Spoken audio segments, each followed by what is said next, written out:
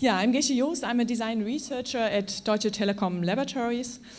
And so the short form is T-Labs, and it's the research and development lab that's set up as a public-private partnership between Deutsche Telekom and the Technical University of Berlin.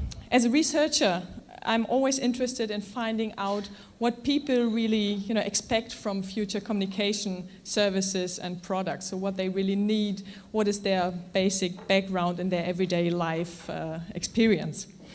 And of course, being here with you tonight, I want to take the chance to do a quick survey together with you, as you can hardly escape from the audience. My aim of this little survey is I want to find out who of you belongs to the typical main target group for new mobile services. I hope you want to engage in the survey, so everybody please, who's sitting, please stand up. So this is the interactive part. It won't take long. Okay, very good. Thank you very much. So, first of all, as you all know, big companies usually don't take care about women as a target group. They are often considered as a niche. Women are always niche. So could all women please sit down? You are not the main target group.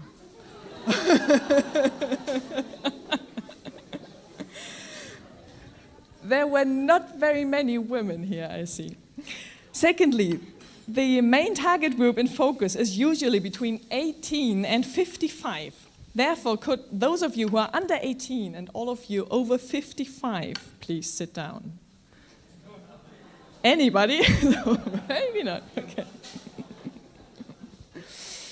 Usually, the standard target group has to be really fond of technology, so we have to check this.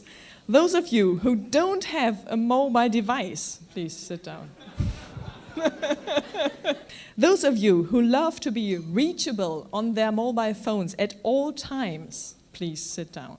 So those of you who love to be reachable at all times, there's one guy sitting down, okay, that's all, okay. Those of you who think a call can never go on too long, even those endless talks with your mother, those may sit down now. Now it's getting interesting. Those of you who have never used any tricks or white lies to cut a call short may sit down. Those tricks like, oh wait, there's someone at the door, or sorry, I have to hang up, there's somebody on the other line. Oh, there's one sitting down. The final question. Who of you has used those tricks to stop a call with a woman?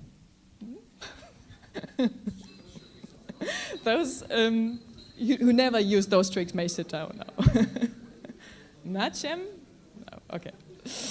Okay, so I get the picture. You are all male, you're of the right age, you are fond of technology, and you all use those nasty little tricks to cut a conversation short, even with your own mother.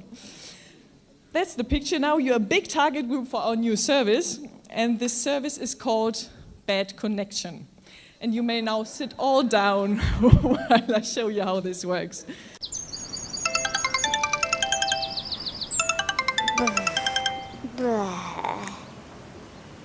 Hi, Sally.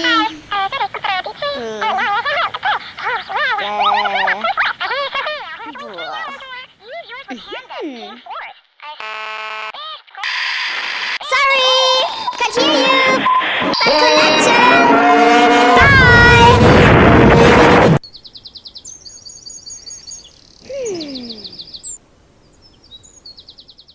Now it's time to tell you the truth. I have to be honest to you. Of course, this service was not designed for you guys, for the male target group that we found out in the survey.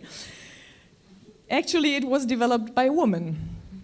And it was, of course, in our research team, we don't think at all that women are a niche or, are considered as a niche target group. And if we found an interesting quote from Marti Boletta. She was working on the Volvo's female concept car some years ago. And she said, if you meet the expectations of women, you might exceed the expectations of men. And I thought maybe, there's something true in it. So Bad Connection was one idea, one out of many ideas that came out from our research. And the research was done on gender aspects in communication technology. So what we did is we worked 12 months together with 76 women, and they were aged between 14 and 65. And they had quite different backgrounds, cultural backgrounds. They were living as single or in a family or in couples.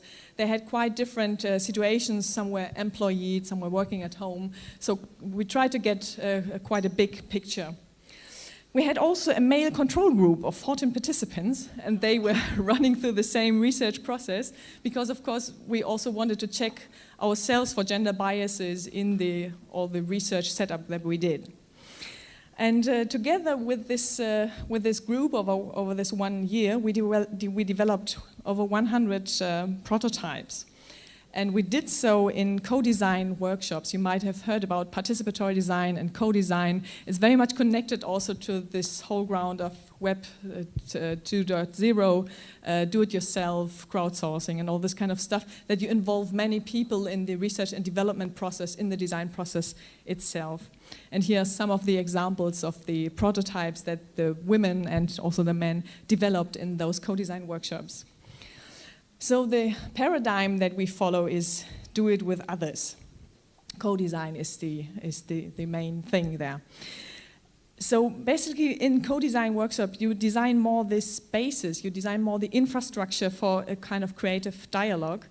And there you try to get this infrastructure to meet people with their quite specific needs and really start this conversation about what's their background, what's their everyday life situation, how they approach kind of new solutions in technology, and what are their wishes, their needs, and what are their dislikes, what's not working today. We also worked with kids and teenagers from immigrant families, and they created their own mobile devices. We went out last August to Berlin-Neukölln. So we moved literally with our whole research group to Berlin-Neukölln and stayed there for 4 weeks and had a kind of open platform with different kinds of workshops with kids and teenagers there. And we tried to explore mobile technology in terms of, for example, mobile music making, poetry slam via SMS, and kind of different formats and approaches to learn about their perspective on technology.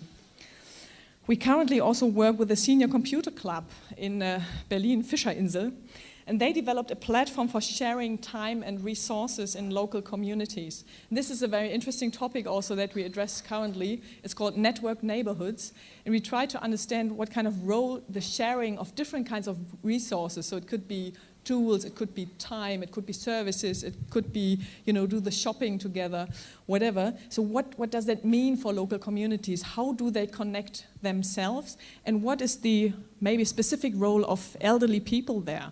Do they have more time than the others? Do they need much more?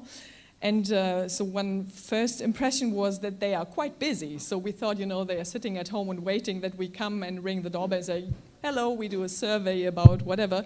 But no, it was really hard to get an appointment with them because they are so busy.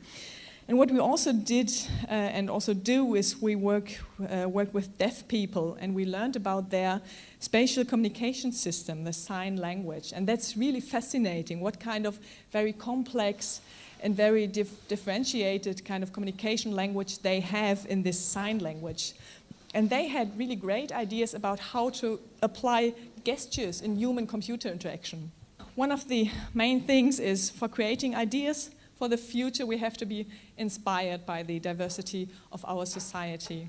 And when I see this kind of the term diversity, it's very much connected to human resources, and it's very much connected to this kind of political correct action. And I think that if we understand that it's really a resource and it's a tool, or it's a resource of inspiration for us also for developing future scenarios, future technologies, I think that's a good step also in terms of sustainability in a social sense.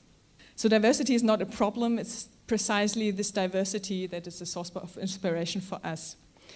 So the kind of take-home message is we have to stop thinking that this kind of one-size-fits-it-all approach is the right one, and we can try to unleash the potential in every kind of very individual being and very individual people and support their creativity. So that's it. So let's take a closer look and meet people. Thank you very much. There was it already.